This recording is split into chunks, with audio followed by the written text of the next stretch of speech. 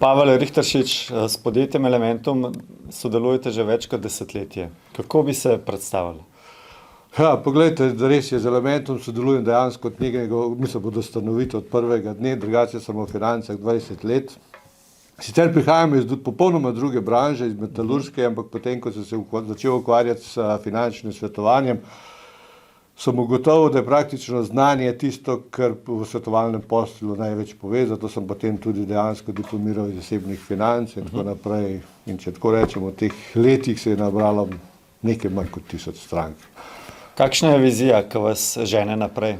Zdravo vprašanje. Glejte, vedno sem ugotavljal, da je pravzaprav nivo finančnega znanja v Sloveniji zelo slab. In zelo blizu mi je pač ta vizija, da Slovenija postane finančno najbolj opismena dežela na svetu in res to mi je res ena velika vizija. Kar me pa še posebej veseli je pa to, da tukaj s podjetjem Elementum delimo to vizijo, ker tudi podjetje pač kot tako zelo veliko daje na znanje, ozaveščanje ljudi, ne samo, da je to tisto prodaja zlata, srebra, denar za material, ampak da je to dejansko nasvet in dejansko zavestno odločitev stranke. Skupaj z Marko Juhantom ste soavtor knjige Dva Gorenca o šparanju. O čem govori ta knjiga in zakaj bi jo priporočili vsakomur?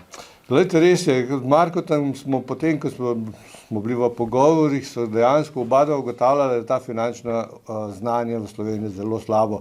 Tako rekoč nobena šolski sistem nas o tem ne poučuje.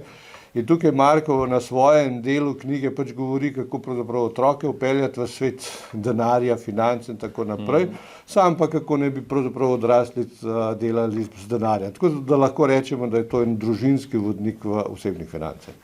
Kaj bi sporočili ljudem?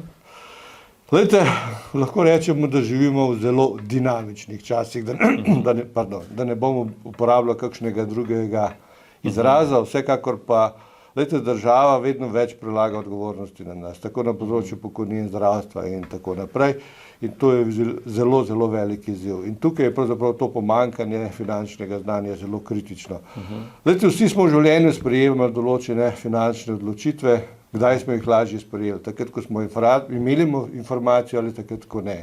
In zato tukaj res toplo priporočam finančni nasvet strokovnjakom in bo potem odločitev definitivno mnogo lažja in mnogo boljša. Se pravi z vami, ne? Kako naj stranka pride do vas?